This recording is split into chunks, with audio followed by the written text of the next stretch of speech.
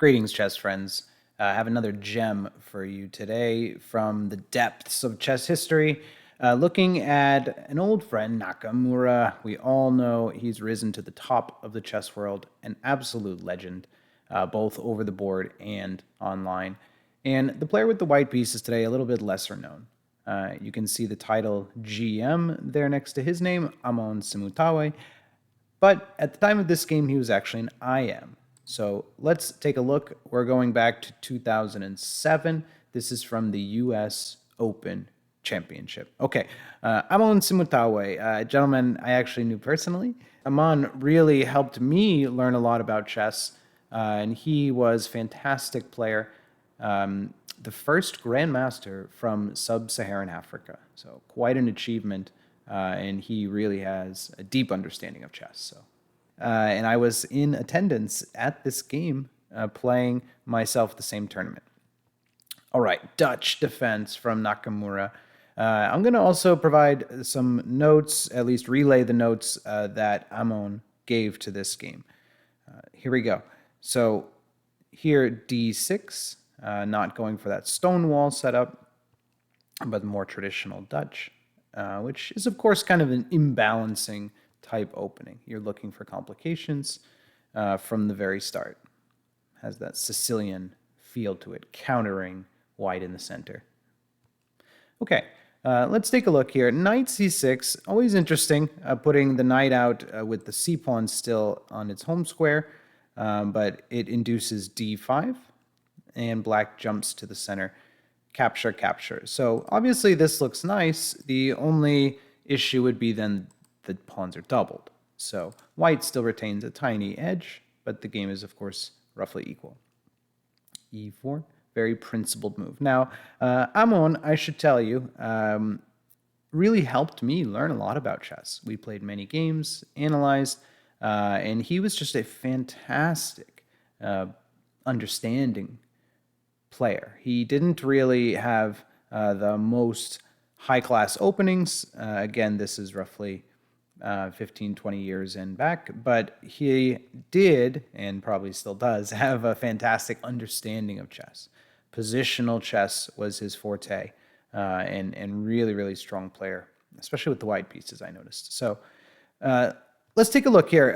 Nakamura, perhaps all his complicating the game is uncomfortable. Again, a very strong player he is, but if there were a style that is combative versus him, it would be a very positional, safe, conservative style. And that's exactly what Amon brings to the table. Okay, let's take a look here, though. f4.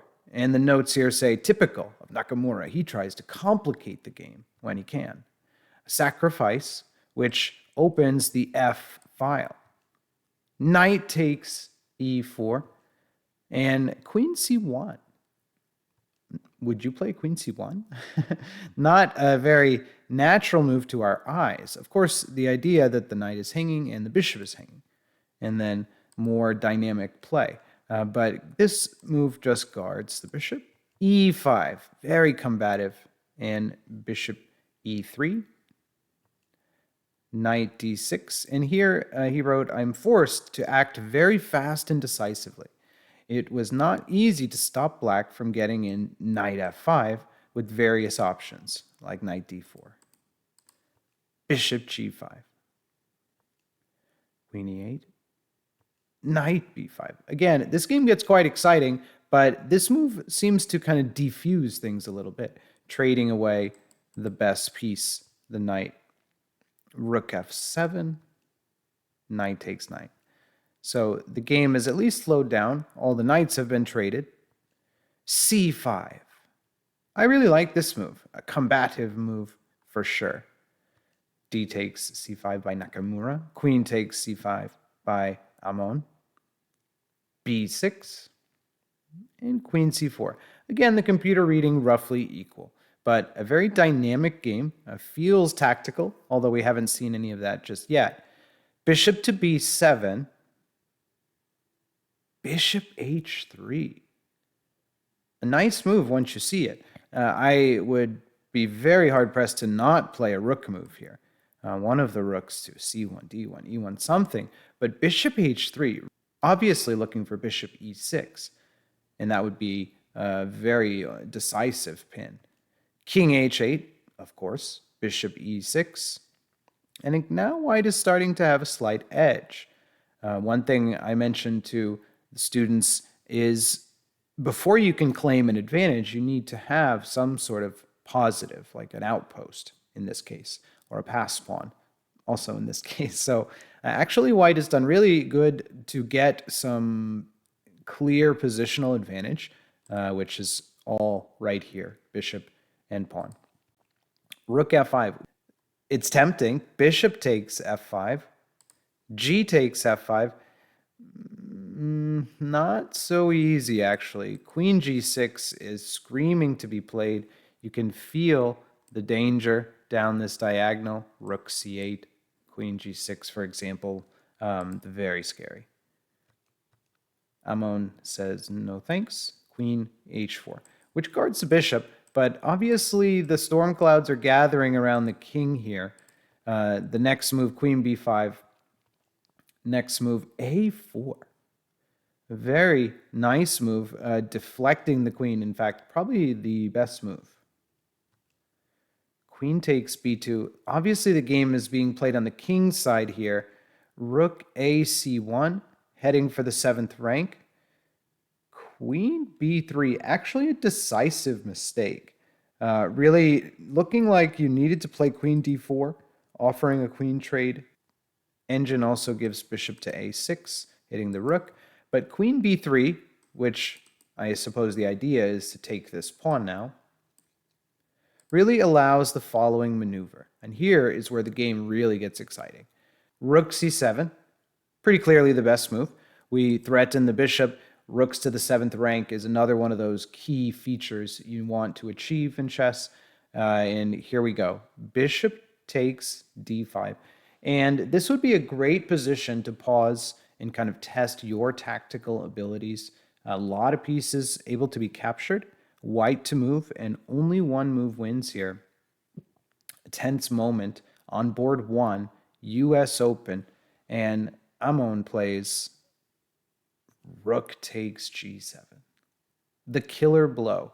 The best move, and the only move to really take the advantage away.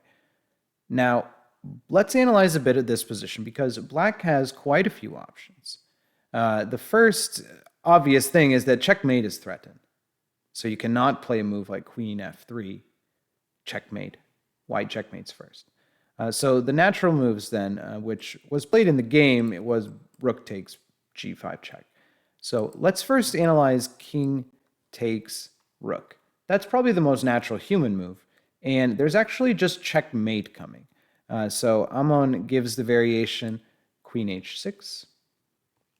The only legal move is king h8. And then just simply bishop takes rook.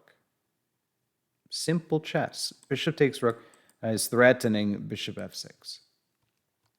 That variation is easy enough. Okay, king cannot take.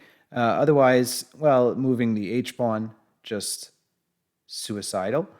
So in the game, he played captures, which is check. Queen takes, essentially the only move.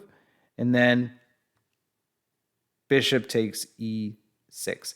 Now, there are a few good moves here, and he plays one of them, simply queen f6. Here's where white wins, black resigns. You cannot move your king, you cannot avoid the discovered check, and essentially checkmate anywhere you go. Rook is going to take or move away anywhere, just checkmate coming. That's where the game ended. Let's look at one other variation, which is if king had taken here, again in the game he played bishop takes, but if king had captured, then we have queen takes e5. Check wherever the king goes. Bishop takes, another fork. And this one's over. White is going to end up just up tons of material. Rook and bishop. So easily winning. That's really all, folks. So this moment here, fantastic. Noticing the sacrifice, rook takes, and all the variations work, whether black sacrifices or captures the rook or just desperately tries to move. I didn't mention really h5, but let's say rook takes g6. Again, threatening checkmate, threatening the rook. this won't last long. So essentially, rook takes g7 and the game is over.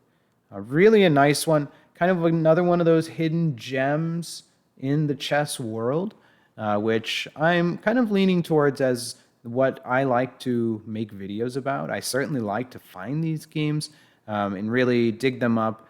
Instead of staying on the cutting edge of all the top games, let's go find some gems from the past, and I'm going to try to make more videos like that. So tell me what you think. Appreciate it, and really look for some more great educational chess content from me here. Thank you very much, and we'll see you soon.